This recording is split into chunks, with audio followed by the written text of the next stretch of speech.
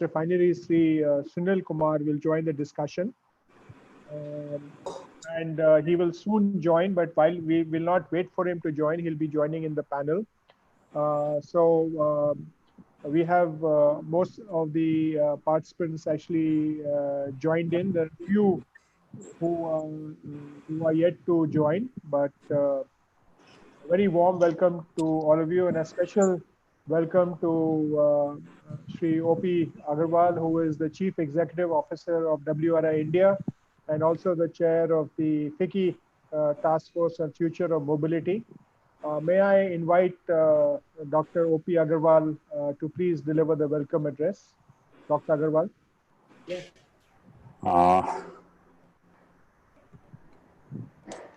Thanks a lot, Dilip. It's a pleasure to be welcoming everyone on behalf of this FICCI Task Force on the Future of Mobility, and particularly the Joint Secretary Refineries. In the absence of the Secretary, very fond, nostalgic memories for me, because my very first posting in the Government of India was as Under Secretary Refineries in the Ministry of Petroleum. So the Joint Secretary Refineries at that time was my boss. This is way back in 1985, so it's very fond memories of that. I welcome Mr. Ramakrishna, who's a member of the Ministry of Petroleum and Natural Gas, the Working Group on Biofuels, Mr. Subodh Kumar, who's the Executive Director of the Indian Oil Corporation, Mr. Anjan Ray, who's the Director of the Indian Institute of Petroleum, Mr. Rakesh Sharma, who's the Associate Professor at IIT Jodhpur, and of course, my very old friend Dilip, who's the Secretary General of FICCI. Good afternoon and a warm welcome to all of you. I'm really grateful that Mr. Sunil Kumar is able to join us for this. His ministry plays a very important role in looking at future fuels for the mobility systems that we hope to see. And I'm sure the industry is also very keen to hear your views. Ladies and gentlemen, the growing concern about import dependence for fuel is something that has been driving this work towards biofuels. And it's not just about environmental issues, but is also about the import dependence and the growing outgo of foreign exchange that we have to incur because of continuously increasing fuel requirement. Now, it's really in this context that the Government of India has launched the Sustainable Alternatives Towards Affordable Transport. This is a scheme on compressed biofuel gas, which is targeting about 15 million metric tons of compressed biogas to be produced from 5,000 plants by 2023. It's a very ambitious target, but something that the Government of India has launched. This is further supported by the vision of the Honorable Prime Minister to not only reduce import dependence on oil, but also to cater to job creation, foster economic growth, support farmers, and help in improving energy security for the country. So all of this will really go together in achieving that energy security necessity that we have. The Cabinet in 2019 also approved the signing of an MOU between India and Brazil on bioenergy cooperation. The MOU provided a framework to cooperate and promote investments in biofuels, bioelectricity, and biogas supply chains, including feedstock, industrial conversion, etc. So this is another important development that took place. We are therefore hopeful that this cooperation will be helpful in achieving the target to achieve 20% blending of ethanol in petrol and 5% blending in biodiesel by 2030. Coming to today's interaction, I'm very pleased to share that it includes senior government officials, manufacturers from sectors such as sugar, refinery, automobiles and chemicals, petroleum agencies, agri-processing companies, renewable energy and infrastructure companies, etc. So they are amongst the whole group. Academia is involved in this. I would really like to thank all the esteemed panelists and the delegates who have joined us today. I look forward to a very engaging and interactive session and look forward to learning what's happening in this sector today. Thank you so much and welcome once again. Back to you, Dilip. Thank you. Thank you, Dr. O.P. Agarwal, for that very succinct and yet informative interaction. So, you have introduced the panel members, so I will not, redo the introductions.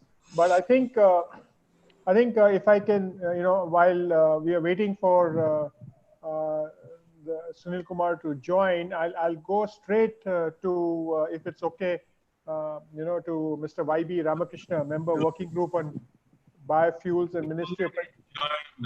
Okay. So, Mr. Sunil Kumar, welcome to you. Right. I think there were some, there was a question which some of them wanted to actually seek your views on, and I think there were there was the first broader question on both biofuels and biodiesel. So, what is the official process to get biofuels approved for use, and how can we commission plants for biodiesel? Whether any license is required for its uses. So, if I could direct these questions to you, Mr. Kumar, then we can take it there. So, over to you, Mr. Kumar. Can I get the question, please? Is it the policy guidelines on biodiesel? Yes. I think so. The first one was what is the policy guidelines on getting new biofuels made in India approved for use, and the second one was what are the guidelines for commissioning plants for biodiesel and whether any license is required for its usage. License is required for manufacture as well as the sale. I think sale is for blending purposes. There is a guideline called B100 guideline, which is issued in 2018 and amended again in 19. Earlier it was for bulk use, and later it was for all retail seller also could sell those biodiesels. So that instructions are there. Regarding policy, you are saying that there's a BIS standards for 5% and 7% blending in diesel for transportation fuel. So some OMCs started with 5%. Now all of them are blending at 7% biodiesel in high-speed diesel. That is the BIS specification for sale of blended diesel. I think I'm clear. And the second part regarding license, of course, there are many licenses for a plant to get, including consent to operate, execute, etc. The 11 or 12 licenses has to be taken. But for biodiesel, the guidelines is there, and the state government gives those licenses for operation of a biodiesel plant. Any specific question on this? So because it's a very thank you, Mr. Kumar. I think based on Dr. Agarwal's opening statement and your remarks, I mean, I think someone has asked that how many biomass to CNG plants are actually running in India, and how many? What is the kind of the overview of the CNG production? If you have any figures ready, or you can always get back. I can request Subodh Kumar. He deals with on industry basis on CBG. As far as I remember, 3 CBG plants are running already. Recently, one CBG plant was inaugurated in Tamil Nadu. So Mr. Subodh is here, so he can. Okay. Right. Mr. Kumar, would you like to come in on that? Sure. I will comment right now. So there are roughly 20 odd plants are already producing biogas using the various kind of biomass, including municipal solid waste, the organic portion of municipal solid waste. Out of that, 3 plants are retailing CBG. One in Pune, another is Kolhapur, and third in Namakkal in Tamil Nadu. These are the 3 plants. Out of that, 7 retail outlets, petrol pumps, what we call that, are connected with these. 5 at Namakkal and 1 each at Pune and Kolhapur, where the CBG is sold as a automobile fuel. But there are 17 more plants who are producing biogas, but they have not upgraded up to the CBG level. So for that, they need to do something. Some compressors those things are under installation. So another 2 or 3 months, all these balance 17 plants will be selling CBG. As of now, whatever the biogas is being produced, it is being either utilized for producing electricity, or it is being supplied to the industry as an industrial good. Thank you. Thank you, Mr. Subodh Kumar, for that intervention. But if you look at it, if I can come to Mr. YB Ramakrishna, working group on biofuels, Ministry of Petroleum and Natural Gas. One of the things is a lot of people would like to actually put up their own CBG dispensing stations at their project locations, right? And use it for their own consumption. Is it kind of feasible, and could they do it there? So I think that's a specific thing that they're looking at. So Mr. Ramakrishna.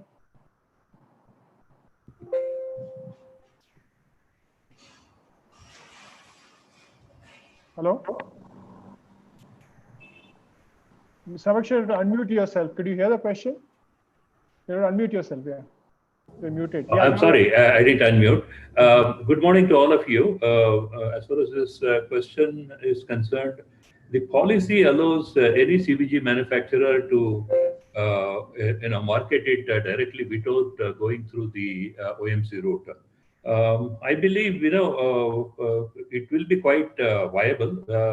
The only issue is that they have to set up, in addition to the CBG plant, they have to set up the dispensing facility.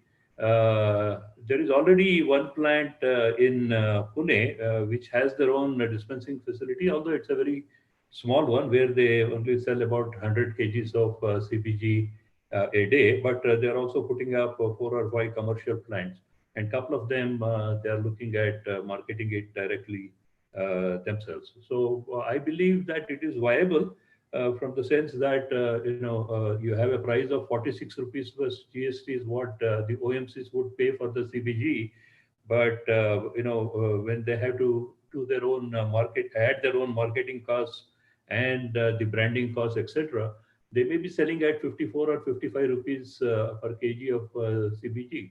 And as far as the manufacturer of CBG is concerned, they would be getting additional money also if they want to market it themselves.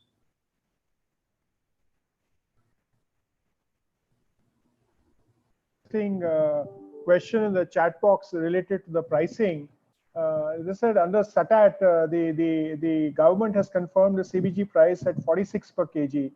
What would be the offtake guarantee for production? And because you mentioned a different price, Mr. Ramakrishna, but will there be? There's a lot of discussion that on the guaranteed offtake for production, will it be 100% or less, or what's the market like for this segment? Yeah, I think this will be a question which probably be better answered by Subodh Kumarji. However, let me say a few things. As far as the government is concerned, the commitment from the government is to ensure 100% offtake guarantee. But there are practical issues also. The first and the foremost, the oil marketing companies, before they can lift 100% of the production capacity, they should have the dispensing facilities, and also the market has to be ready for that. I think the commitment is there on the part of OMC to lift 100%. May not be on day one, but as the market picks up for the compressed biogas, they would be lifting full quantities of it. And I think Subodh will be able to add on. Yeah, Mr. Subodh Kumar would like to add on this. Yeah. So what Mr. Ramakrishna said, that is very correct. In any kind of fuel, when we enter in the market, so initially 1 year it takes to reach the level of 80 to 85% of the potential of that particular retail outlet. Suppose I go and open a diesel retail outlet in a rural area, so it will take, and I plan that it will be selling around 5,000 liters per day. So 5,000 liters per day kind of potential conversion will take almost 1 year. Similarly, in the CBG, those markets where the CNG is in the vicinity, where the CNG vehicles are there, it can be some 3 to 4 months. Means in Pune, we reach the capacity on the day one. Kolhapur, we have reached the 50% of the capacity. And Namakkal, we have just started in last month. So we are in Namakkal, we are thinking that it will take around 6 to 8 months. So this is what at the outside we can safely say that 1 year is the time we will have to give it to the plant also and to the market also. Because when we talk about the offtake guarantee and all those things, these offtake guarantees and all those things, they will applicable only after 1 year of commissioning, and for initial 1 year, the market will build up because people will be converting their vehicle to CBG or CNG, or the automobile makers like Marutis and Mahindras, they will be supplying the CNG vehicles to those showrooms in that area. So we coordinate with both of them, and means all the things. This is the way it works. Thank you. Yeah, okay. Thank you, Mr. Kumar. I'll come back to you on a related question to that, but let me go to Dr. Anjan Ray, Director, CSR, Indian Institute of Petroleum. Dr. Ray, from your perspective, what are some of the scientific and technical challenges, right? For example, some people say that there's not a large shelf life for biodiesel. There are some challenges in using it in winter. So what is the institute doing to actually address these issues, and what are your views, and how do you feel about this going forward? Dr. Chinoy, very good to see you after a long time. Good afternoon to everyone.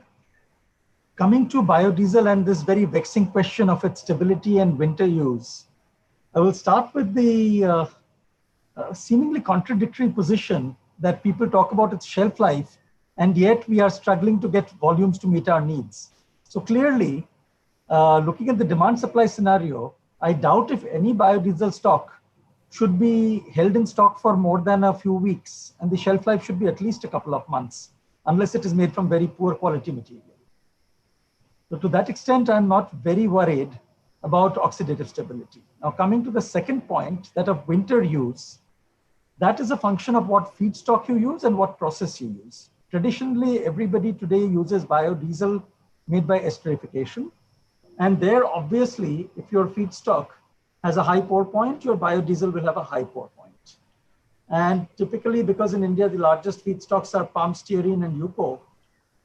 So unless the UCO is made from regions where the oils are not highly adulterated, or where the UCO itself is not adulterated, we will see pour point issues in winter. But if you go to green diesel, which is the byproduct of biojet production, green diesel has a much lower pour point and can be used in winter. It can be taken down to pour points of -10 or -20 and be used freely in winter.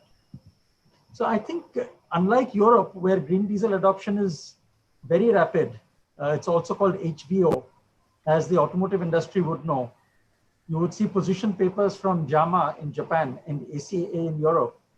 I've not seen a position paper of that sort from Siam, where Mr. Chinoy was very active once upon a time, saying that green diesel should be preferred over biodiesel, or that blending of green diesel and biodiesel should be encouraged.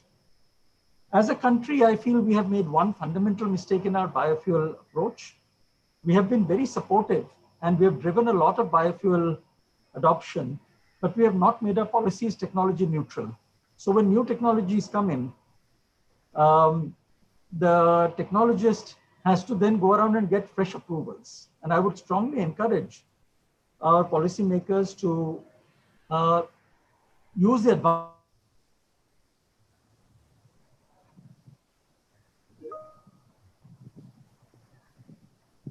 Sorry, Dr. Ray, we lost you somewhere, I think.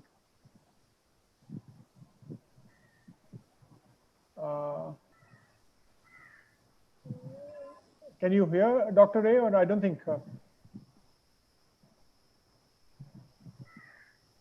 Okay, we'll come back. I think he's having, there's a connectivity issue. We'll just come back to him in a minute there.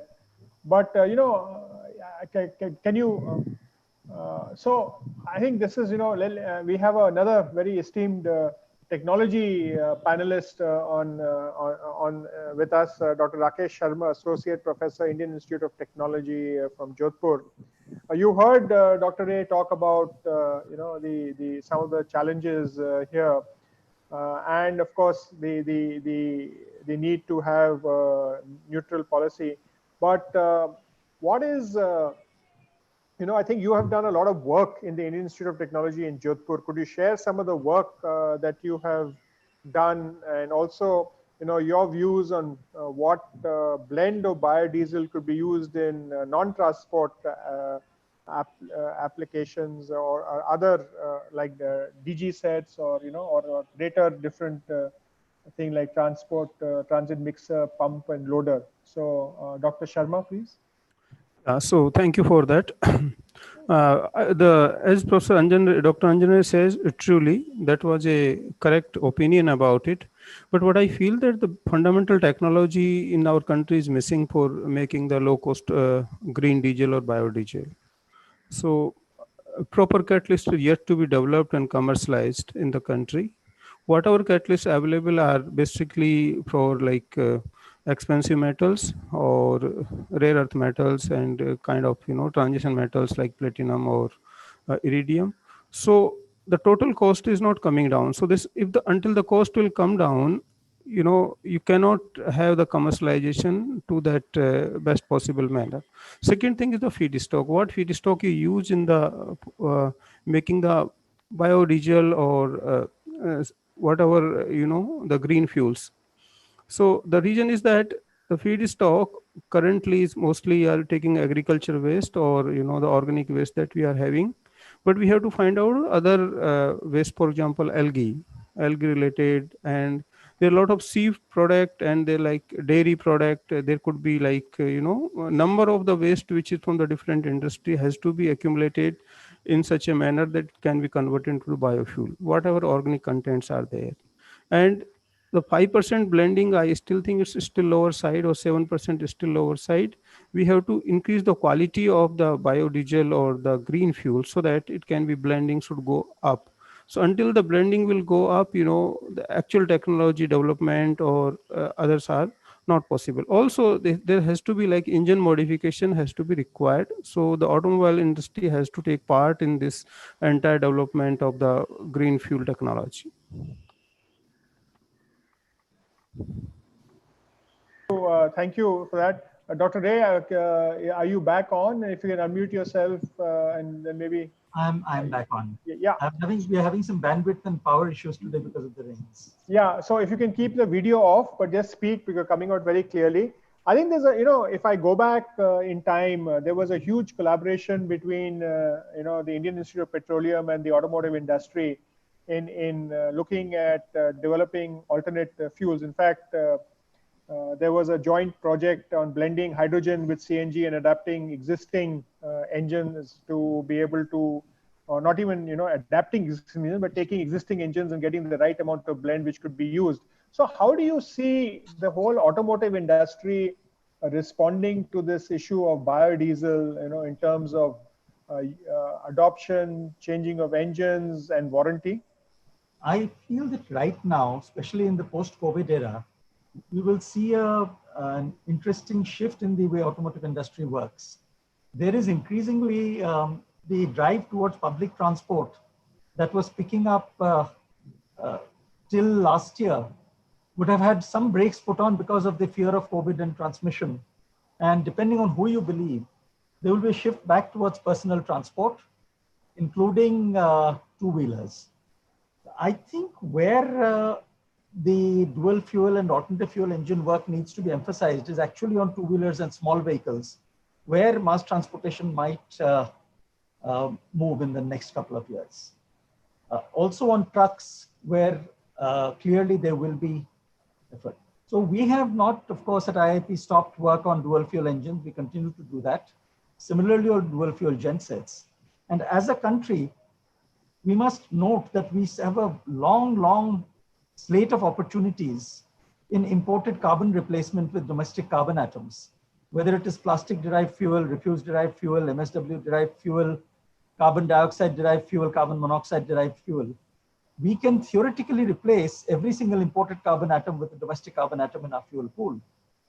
And if the automotive industry steps up and picks 1, 2, 3 specific vehicles where this partnership can be focused, a few successes will probably move faster than talking in broad generalities.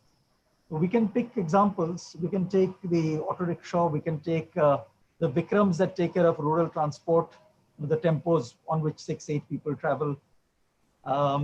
We can take small cars or two-wheelers. Pick some very specific examples and make success stories out of those first. That would be my desire. Yeah. Oh, thank you. And also, Dr. Sharma raised this point about this high cost of catalysts, and how do you think we can address that issue of then reducing the cost of the price points of these alternate fuels? I think again the price points of alternate fuels depend. The catalyst cost is important, but if you look at the cost of anything, whether it's biodiesel or green diesel, the raw material cost is 70% of the product costing. Therefore, I would actually prefer to go with what Mr. Ramakrishna had said a few meetings ago in the Indo-EU forum, where he had said that if you can drive up the collection and aggregation of feedstock and the production of oil seeds and biomass as purpose-grown crops on fallow land and between crops, and drive down the cost of feedstock, you will do faster contribution to the viability of biofuels than if you keep focusing on just the catalyst or the process. I can refer back to Mr. Ramakrishna and see if he'd like to add. Yeah, I think I was just coming to that, and Mr. Ramakrishna, taking on from that, if you can give a broad overview of your thoughts of how do we actually increase usage and production of biofuels, and what do different people in the entire value chain, from the producers to the distributors to the users, what are the 2 or 3 things that everybody needs to do collectively to reduce our, as like it was mentioned, dependence on imported carbon? It's very big question. The answer will be a too long an answer. Let me try and keep it short. The first and the foremost, whether it is bioethanol or biodiesel, we had to ensure that there is a consistent supply of feedstock that is really required, as Dr. Anjandre was talking about. And in case of ethanol, as far as the first generation ethanol is concerned, the government has broad-based the feedstock usage. As far as the molasses were concerned, you have allowed B molasses, C molasses, sugarcane syrup, etc. And also, new set of feedstocks have been allowed in the new policy. Rotten food grains, surplus food grains, all that can be used for first generation ethanol now. That is going to substantially increase the availability of first generation ethanol. As far as the second generation ethanol is concerned, we are now considering only about 12 plants to be put up by the oil marketing companies, but quite a few private players are also into the game, and they are just waiting for the first few plants to be commissioned, and we scale over the technological challenges that we have with that. And then they will be ready to deploy more plants. See, here again, we are looking at surplus agricultural residues that can be used for producing the second generation ethanol. But as we move forward, we also have to think in terms of engaging the farming community to grow specifically high yielding second generation feedstock for the 2G thing to be sustainable. And as far as the biodiesel is concerned, currently most of the biodiesel that is being produced in the country is based on the feedstocks like palm, whether it is produced, palm stearin, which is produced locally or imported. Most of it is imported. And of course, in the midterm range, we have been looking at used cooking oil as a feedstock. And considering the amount of edible oil that we consume in this country and the amount of used cooking oil that we generate in the country, we will be able to generate substantial quantities of biodiesel from the used cooking oil. However, if you have to go beyond 5% blending of biodiesel at the pan-India level, then we have to put together a feedstock production program. various different types of non-edible oil seeds may have to be integrated into our agriculture by involving the community here. And also we have to look at the possibilities of green diesel. That is what Anjanji was talking about. One is, when you produce the biojet fuel through the technology that they have developed, the byproduct is a biodiesel. I mean, the drop-in diesel or the green diesel that you get. But you can also think in terms of, agricultural residues being converted into pyrolysis oil. And that oil can also be converted into green diesel in our regular refineries. So various possibilities exist. As far as the CBG is concerned, we are looking at different types of, wasted resources. On the one side, we are looking at agricultural residues. We are also looking at industrial waste, especially like, from the food processing industry or the sugar industry, like the press mud, spent wash, etc. And then you have the municipal solid waste. You also have the animal dung, which is available in huge quantities in the country. So what is critical here when it comes to the feedstock for CBG is organizing the supply chain as far as the processing units are concerned. This is true for biodiesel or for bioethanol. So organizing the supply chain becomes quite critical, and also looking at how we are going to increase the availability of feedstock through different methods as we move forward.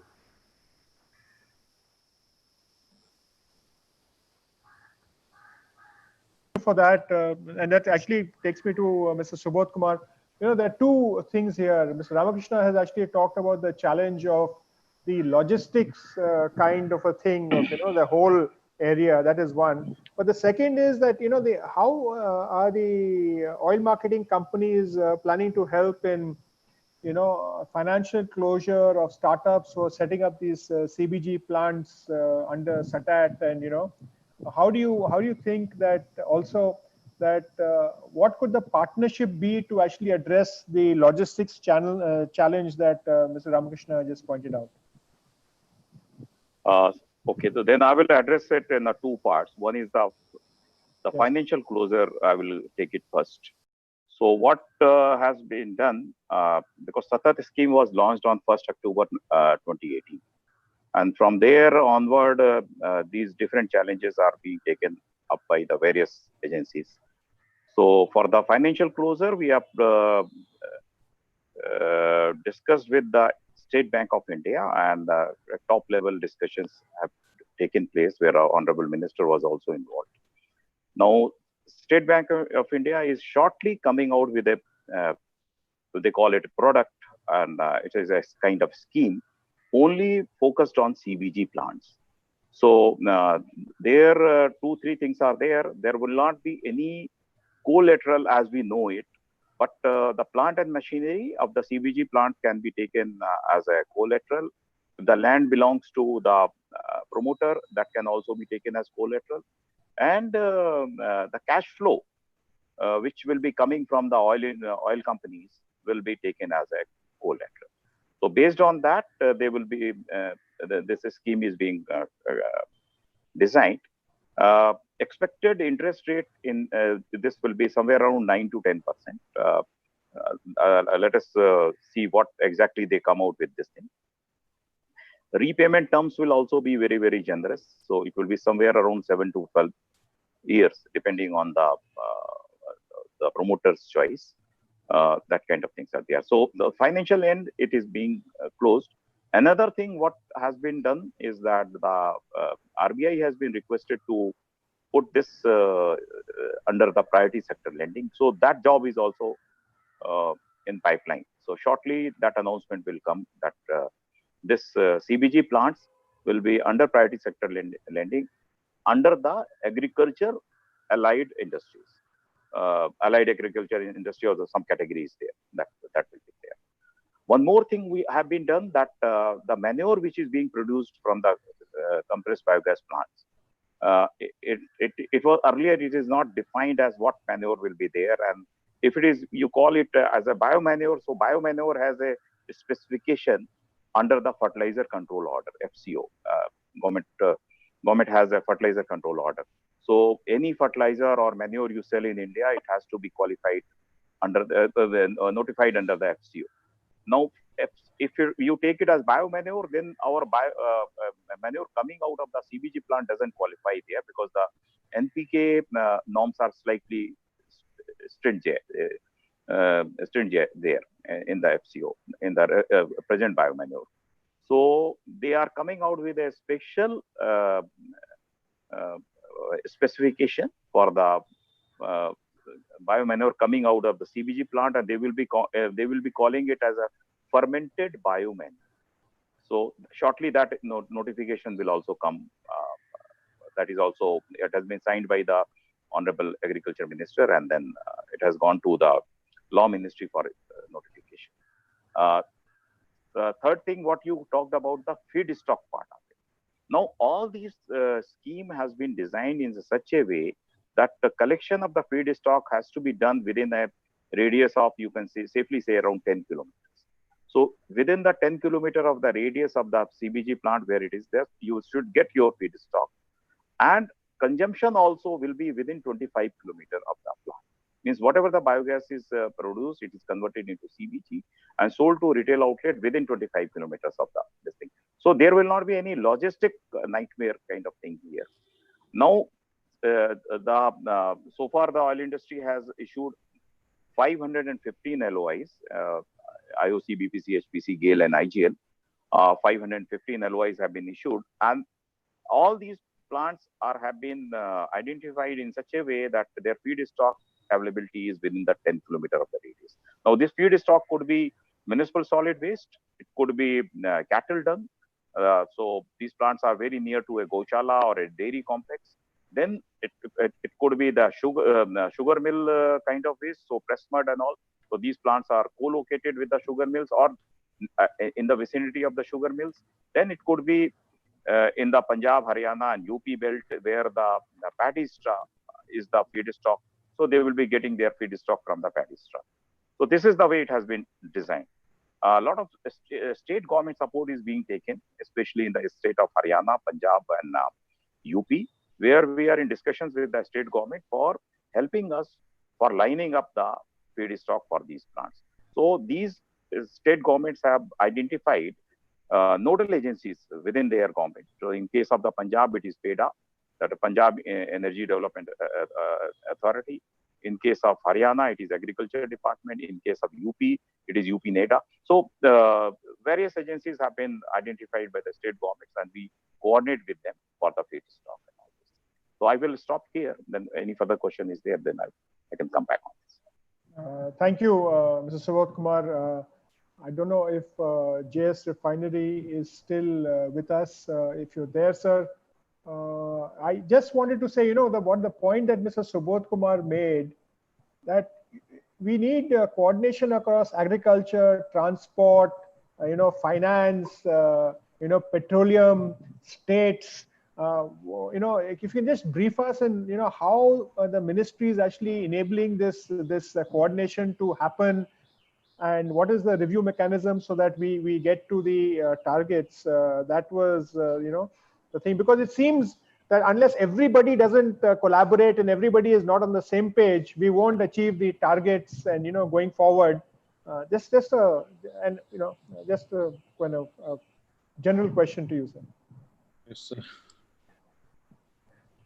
As Subodh has elaborated about the CBG, how under the guidance of Honorable Minister, there was a meeting of all the stakeholders, including Chairman SBI, and how they came out with one product to give loans at a slightly longer duration and softer interest rate. That is one part. The main problem in this biofuel is the distribution. Apart from the feedstock supply chain, even distribution chain is a big challenge. So we depend on distribution chain mainly on blending. Like ethanol is blended at the depot level and sold in the distribution channel of petrol, and same as the diesel. For CBG, fortunately, we are working on city gas distribution, and later on in 5-6 years, any new plant will have a CGD network to feed it. So there will be a distribution channel also. And CBG also is creating a lot of supply chain initiatives also, which will later grow on to feed other biofuel projects also. So there are challenges, of course, like Subodh had mentioned about biofertilizers. This category has still not been finalized. If biofertilizer category is finalized, then the cash flow for the entrepreneur increases, and the viability of a CBG plant improves even, it becomes even better. Similar is interest rate and GST also. We are working on reduction on GST on biodiesel, which is currently 12%. This is another thing. So we are coordinating with state governments also regarding biomass aggregation. There is also a competition for biomass for small power generators also, because NTPC and MNR is also working on small power generators based on biomass. So there will be a competition where power will be generated, fed into EV based transportation, or the biomass will be used for a novel fuel, blended in the main fuel and used in transportation. So this coming 10 years will settle the score, how it goes, but the biomass will be used for both the purposes. And we are working closely with MNRE also. And if I can add, Dr. Ramakrishna has told about 2G plants. 2G plants are very ambitious and they're very cost intensive. That's why, as he said, that many private players are waiting in the wings to see the success of 4 or 5 plants which are in advanced stage being set up by OMCs. So, but the biofuel production from these 2G plants are not much. It's around 3 crores liter per plant, what we have with the current technology. I hope that technology will improve and the productivity will also improve from 3 crore liter to 6 crore. There are some technologies coming up, and these 2G plants are also very dependent on type of feedstock being used, the current technology. There are new technology coming up which are agnostic to feedstock, like they are based on gasification route. So if you see there's a novel area, new area, so many stakeholders involved. So it's a small baby steps being taken, but I feel that CBG, bio-CBG will take lead and it will trigger a greater chain in both the supply as well as distribution, and it will set a motion for other biofuels to follow. That is my view. Thank you, Mr. Kumar. Thank you for that, because that actually brings us a lot of confidence to everybody who is actually listening in. That one, your government is very aware of what are the different challenges there, and you are coordinating and getting everybody onto the same page and looking at short, medium, and long-term agenda to enable this to happen. I'll actually now move to questions. We have about 15 to 17 minutes left. I'll go to some questions from the floor, and I know I'll direct it to one of the panelists who I think the question is addressed to, but others can also come in. There's a question from P. Jagdish to everyone. I think Anudipika Jain, your question on GST has already been answered by the Joint Secretary, that they're working on bringing it on, but this is not only GST on the fuel, but GST on vehicles, right? Reducing GST on CNG and other fuel vehicles to 5% at par with electric vehicles. Is it going to be implemented soon? I think that's the question there. We have sent to Finance Ministry for consideration. Thank you, sir. I think this is a question from P. Jagdish. There are some vendors who claim they manufacture second generation diesel. While feedstock is a natural waste and is termed as biofuel, they claim higher CV, better acid value, etc. That is even comparable with high-speed diesel. Can someone please throw light on whether we can use this fuel at a higher percentage with HSD to fire in diesel generators, etc.? And how does biodiesel impact the internal is it more corrosive or other things than the other fuels? So, Dr. Ray, or who will? Yeah. I'm happy to take that question. There are a lot of people in the market selling various products derived from tire pyrolysis or refuse derived, where the calorific value might be higher than normal biodiesel, but the metals analysis and the component analysis is not properly done. And typically with these products, there are two issues. One is, as of now, MOPNG doesn't have a policy on green diesel. The day MOPNG notifies green diesel and BIS allows a standard for it, these are the two main actions. Products like these, assuming they meet the standard, will be available for sale or can be made available for sale. Now, we know industrially that HVO and green diesel is sold in Europe, USA, Japan, even in parts of the Middle East today, and Thailand, where it is part of the specification. But it will also then apply by putting in standards. It will bring it into the normal fuel retailing pool and prevent misuse or missale of products, calling them green diesel or diesel equivalent, which can actually cause very serious damage to engines. The metal content is the most important. The other important parameters are the phosphorus and sulfur content, because if you use a high phosphorus system in any engine, you'll get pump sticking, and high sulfur will increase both emissions and corrosion. So I would be very cautious of buying any product that somebody claims is equivalent to diesel or better than diesel, unless it has been properly analyzed and at least the analysis certificate is given by a reputed organization saying that this is the analysis of the fuel. JS Refinery may wish to comment, because eventually with the advanced biofuels being in the policy, there should be an advanced biofuels mandate permitting sale and purchase of fuels made from, let's say, waste plastic. That's all I have. Yeah, I think, Dr. Ray, you've raised two questions to the Joint Secretary. One was this standards and a policy on green diesel, and the second one, which you actually just raised directly. So I'd request Mr. Kumar if you could. We are working on that mandate thing. This is an advanced stage. So, and regarding feedstock, I talked about it earlier also. Agnostic feedstock-based advanced fuel. We want to, as like Dr. Ray said, we want to do away with the descriptive part of the biofuels, that this is this biofuel, this is this biofuel. So we are working on that, but I think it will take time to get to that point. So finally, it will be a carbon saving or carbon footprint reduction would be the final thing which a mandate will capture.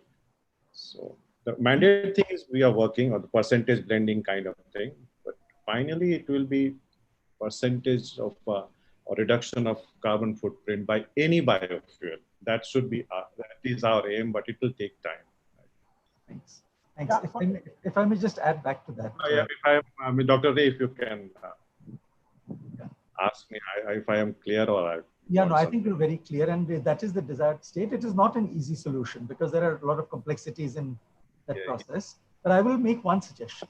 The one suggestion I would make is that whatever we have for CBG, please allow something comparable for PNG, so that you can have the product go into a pipeline rather than necessarily compress. For a lot of small manufacturers in the biogas value chain, compression costs add a cost, and it also adds a risk in transport and storage. So if you can set standards for injection directly into pipelines where the pipelines are available, in consultation with the pipeline owner and the city gas distributor, you will make the Satar program that much more effective. If Subodh can add, but sulfur is the main culprit. That is the only problem, that the electricity with sulfur that destroys the pipeline, and that can be met. I mean, that you have already mentioned in, I think, just like now, that sulfur is the main thing. I will add here, sir. Subodh here. I will add here. So we are in discussion with all the CGD network people also, and this actually, when we call CBG, it is the compression can be at 20 bar and can be given to the CGD network. If it is 250 bar, then it goes to the vehicle. So that is not a problem. So the discussions are also on with the city gas network people, which are mainly oil industry people also, but there are private players also. So of late, there have been few meetings, and they have agreed to take it at a particular pressure that is somewhere around 20 bars. And they have certain pipelines which are made out of plastics. So they can take it in those pipelines where the sulfur will not be affecting the plastic pipelines. So that is there. They will not be taking in the cross-country pipelines, but in the plastic pipelines they can take. So that only discussion is on commercial side, at what price they will be taking, because they get natural gas at a very, very cheap, maybe somewhere around 15 rupees per MMBTU. So the pricing is slightly issue is there. So discussions are going on with them. Thank you. Thank you. So there's some questions also on Subodh Kumar for you on is the CO2 being used by these 20 CNG plants to convert into dry ice, or is the CO2 let off into the atmosphere? This is from Krishan Khanna in there, wanting to know how we are getting rid of the CO2. See, as of now, sir, the CO2 is not converted into dry ice in these plants as of now. Okay. But that is the plan. Plan is for utilizing the CO2 coming out of the biogas plant in a multiple purpose. One is the algae production in the at the plant itself. So the CO2 can be used for the algae production. It can also be supplied to the greenhouses nearby, where the CO2 is introduced in the greenhouses and for the vegetable production. So it improves the yield that is there. Dry ice is also one of the options are there. In majority of the distilleries, sir, distilleries or ethanol plants. So what happened, the CO2 produced there is converted into liquid carbon dioxide, and this liquid carbon dioxide goes into various beverage industry like Pepsi and Coke and all. They buy this carbon dioxide for their purpose. So similar kind of arrangement can be made here also, but it has to be made food grade. Then only it will be accepted by the dry ice industry and the beverage industry. So yeah, I think there's also a question here that this is from Sanjay Jain to Singh. I don't know who, but we are one of the small manufacturers of biofuel from Karan seed. How can we get legal approval, authorization to manufacture it? Is that required, or how does Sanjay actually start this? No, Sanjay, if he's making the biodiesel from the current seed, that qualifies as a biodiesel. So that is not a problem. If only thing is should meet the this BIS specification of the B100. That's all. Thank you. And Mr. Kumar, coming back, someone is saying that is the carbon credit mechanism going to be established to facilitate this, or what are the thoughts of the ministry on the carbon? So carbon credit has failed like anything. It was a you can say white dream. So white dreams are always like that. So whosoever was involved in the carbon credit business, what was happening? The amount of the money was made by the consultants and the inspectors. You were not making that money. So whosoever wanted to make money, they made it, and then it is no more a carbon credit market. So we may come up with a new product for the Indian things. So that is a very, very, you can say, ambitious program, because the RPO program of the renewable purchase obligation of the renewable energy, that has also failed. So I don't know whether we should introduce this in biofuel industry or not. But Mr. Ramakrishna was of the view we should introduce something like this. So we can discuss this in, and maybe in the future something can come out there. But that international carbon credit thing, that is a big failure. Yeah, I think, Mr. Subodh Kumar, you're absolutely right. I think one of the challenges of the carbon credit thing was that you had to actually get the background data and then say that, okay, this is the background, this is the current usage, and because of what I produce and what we use, we're going to reduce so much. So all the consultants actually made their money in doing the background studies, and no one did anything further. I fully. But this on this RPO thing, there is a question. On whether we would be looking at taking this to the other sectors of consumption in the power sector, or like it is actually done in the UK. Would that actually happen in India, Mr. Ramakrishna? Do you think that is something which we should look at? Can you say that again? Can you repeat So that? is there any discussion in introducing renewable transport fuel obligations like the power sector RPO and the REC systems like these, which place the onus on retailers to blend, which have worked in the countries like UK, and could help India provide a system to introduce and increase adoption of the cleaner road transport fuel in a systematic and market-driven manner? This is a long question from the chat. Well, I am not aware of the UK part of it. As far as the renewable fuels being blended by the retailers, it is happening in the United States. Many of the states in the United States have been picking up ethanol, and at the national level, when the 10% blending is happening, but there are a lot of retailers who have been selling E35, E65, and those kind of things are going up to E95 and things like that. And they have been allowed, and they have been quite successful in selling higher blends of ethanol. This is possible in India also, provided we have enough quantities of ethanol or biodiesel that is available to us. So until such time we have substantial quantities of this renewable fuel available to us, we can't think in terms of different kinds of market or retailing mechanisms. Sorry, Mr. Kumar, there was one question.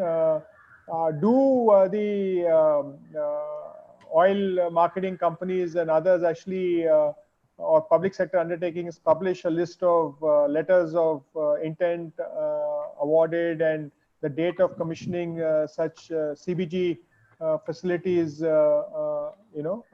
it available in the public domain or not? I think it's a question from Rohit Joshi to.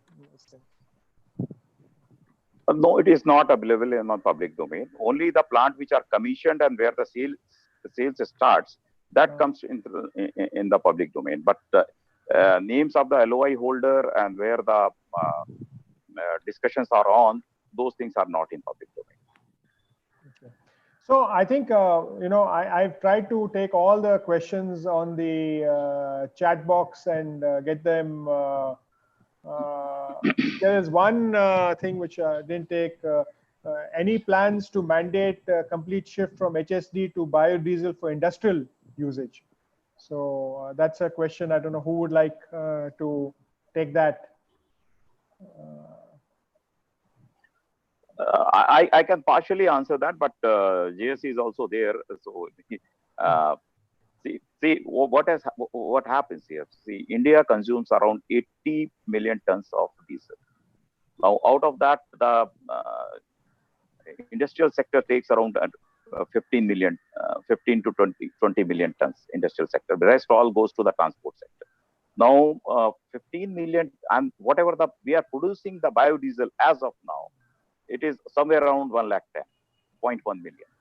So, even for 5% blending, entire industry, we need around 4 million tons. So, making it mandatory for the industry as 100% B100, as of now, it will not be practical. But yes, we can think of this tomorrow. Okay, so I think we are at 12:59, and I'll just get a 1-minute closing remarks from each one of the panelists there. Or if I can start really with, IIT,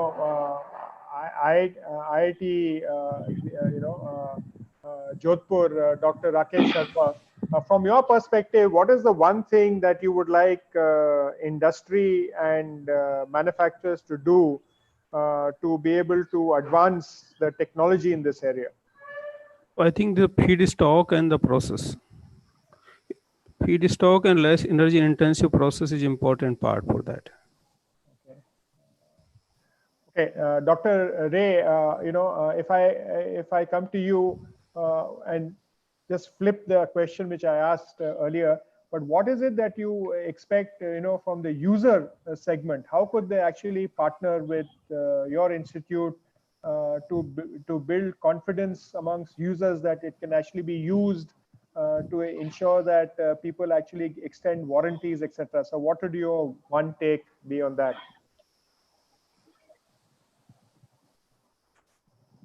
Dr. Ray? Oh, I don't see him. I'm Okay. here. Yeah. Okay. Did you get the question? No, unfortunately not. I have good Okay. plans. Okay. Yeah. So from your perspective, what is the collaboration? Because you work very closely with the automotive sector and the other. So how do you, what from your perspective, what could be done for to increase usage by this fuel by the automotive industry and by the other sectors, and enable to extend their warranties for the consumers and get consumer confidence in using this alternate fuel? I think the starting point, in fact, both for ethanol and biodiesel, is to make sure that B7 is available nationwide. Right now, as you heard from Mr. Subodh Kumar, availability hasn't reached that level. So I think most consumers don't even notice the fact that it is B7, as long as the vehicle drives smoothly. And what you probably want is you want a very good network of data collection at the service centers linked to a central AI model so that you can actually track national data at a very large level. You also want a lot of emission and on-road real-time studies, because as we go to Euro 6, we are safe, assuming Euro 6 will improve air quality. But Euro 6 blended with B7, there are very few studies done in India as of now on that blended fuel and how it will actually work in real driving emissions.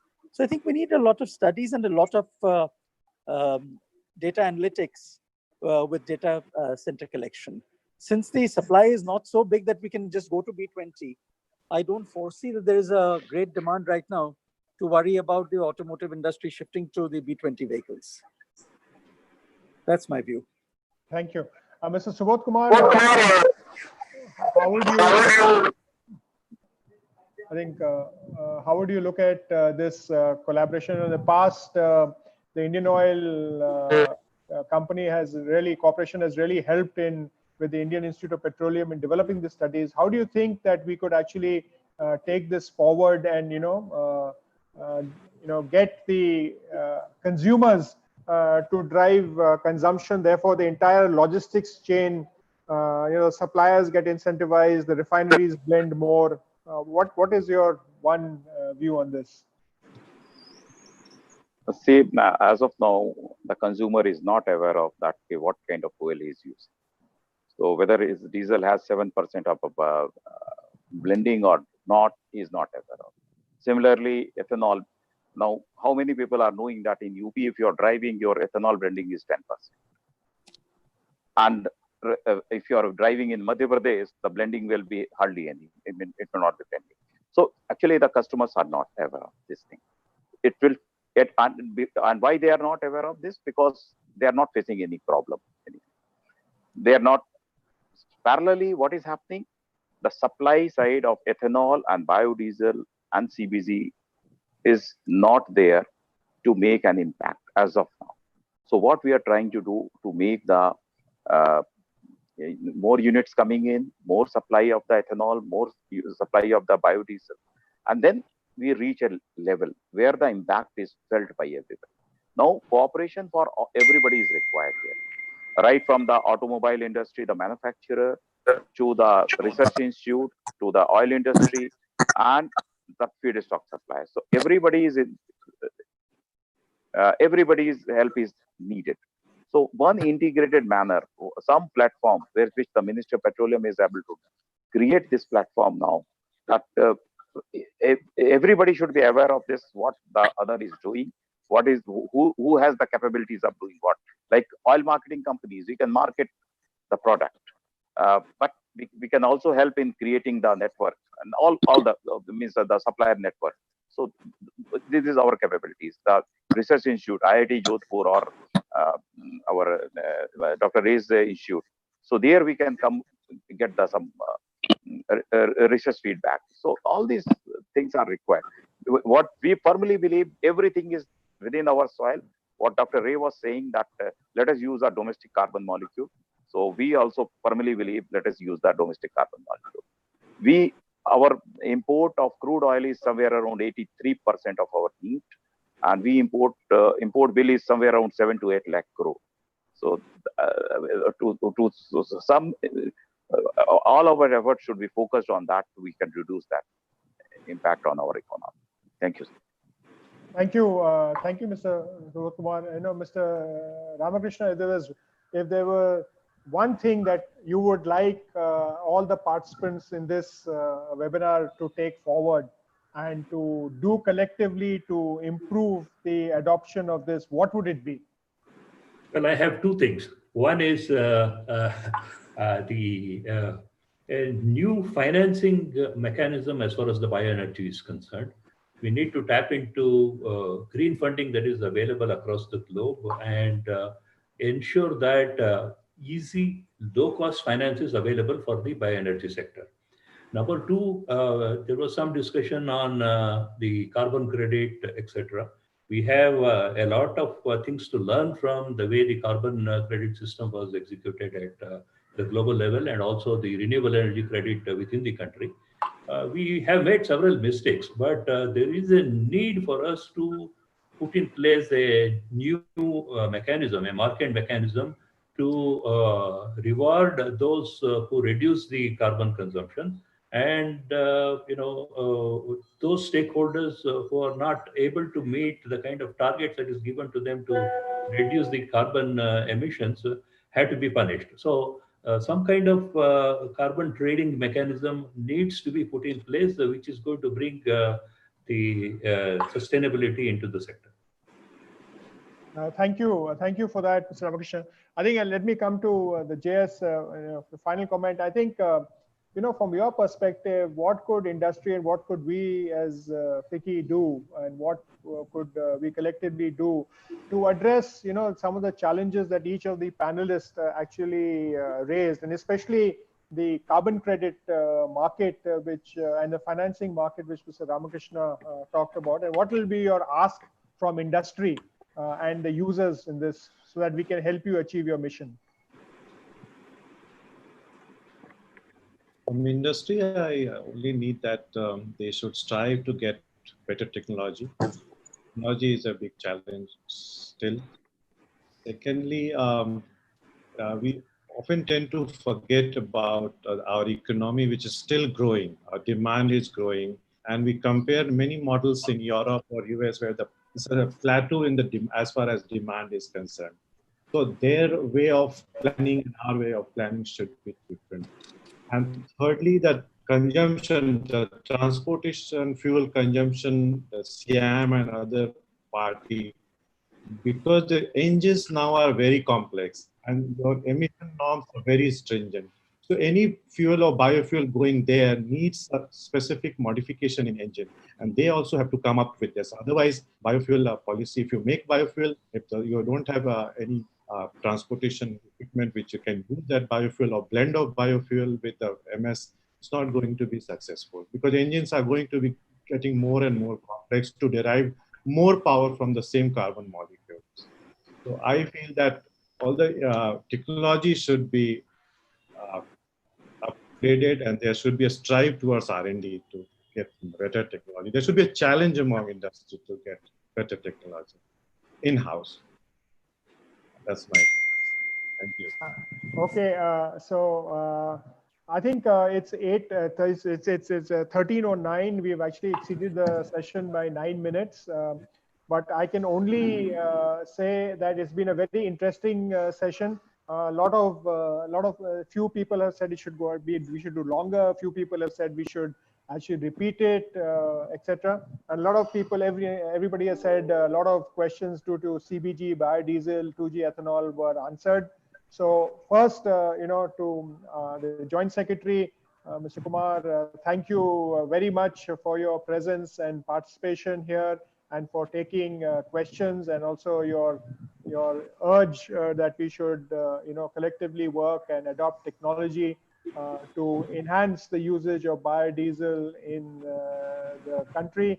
Also to Mr. Ramakrishna, thank you very much. And we did pose a few questions to you, which you could have taken the whole day to answer, but you very succinctly and briefly put in the answers so that everybody could get what was required. So thank you for your presence, Mr. Subodh Kumar. Thank you. I think your answer to the finance question has left a lot of people very optimistic that all these startups could actually work there. And I think this collaborative effort in addressing the logistics issue was a thing which all of us have to work together, because if we don't get the logistics right, then people may be, we won't be able to connect the dots and, take up the whole production to the desired levels. And you also had mentioned the challenge about the production not being enough to take it into other sectors. Dr. Anjan Ray, as usual, you have given a great saying about not only the technology, but also the need for policy and need for distinguishing between green diesel and the others, and also addressing the questions regarding stability and the use of biodiesel in winter. Thank you very much for being with us. And Dr. Rakesh Sharma, Associate Professor, Indian Institute of Technology. I think you have been very clear and candid in about the different systems that you developed, and how do you convert biofuel, biomass into transport here, and other aspects, and the need to move our dependence from imported carbon. To all of the participants, very big DC, yeah. I will just interrupt you for a minute. I think Secretary has just joined. Tarun Kapoorji has just joined, in case you want to invite him to say something. I saw him on the screen. Okay, Mr. Kapoor, if you have joined, we've had a very interesting discussion on biofuels. I was just concluding the session. We were very privileged to have Mr. Kumar, the JS refinery there. We were asking everybody if there are, anything that we need to do collectively to increase the production and usage and create customer confidence in biofuels. What would it be there? So it's a pleasure to have you with us, sir. And I think this is the third time this week that we are actually interacting under different platforms. Mr. Kapoor, over to you, sir. Thank you very much for joining. So I couldn't join in the beginning, so it's good that you are discussing this. It's an important subject. We are paying a lot of attention to this now, and but we really need a lot of brainstorming on this, because what we find is that it's not very easy to get some substantial quantities into the system. It's going to be quite a tough job. So it's good that you discussed this, and I'm not going to talk much today because your seminar is now getting over. JS was already there, but then all the stakeholders, all the people who are involved in this sector have a big task ahead, and I'm also just trying to get answers to so many questions which I have, and then maybe we need to modify our policy. Maybe we need to think on a much wider level. We have to maybe think with a very open mind and make very major changes. Want to go ahead and do those quantum jumps. Those small jumps are not going to take us anywhere. So I will not talk much today, but then all the best. Good for organizing this. Thank you. Thank you, sir. Thank you, Secretary, sir. I think, what we'll do, sir, there are a lot of ideas that had come out. We'll try and do a 2.5-page or 3-page synopsis and send it to you and to the Joint Secretary there. And then we will take each of the different elements in the logistics change and, get the stakeholders around that. Take it deeper to connect the dots and to actually address the twin challenges of production and their distribution and users. So thank you very much, sir, for joining, and thank you everybody for joining. And we end this webinar here. Thank you so much. Thank you very much. Thank you. Thank you, Nirja. Good team done. You and Manav and the whole team. Great work. Thank you Thank very you. much. Thank you. Thank you, everyone. Thank you. Thank you. Thank you all.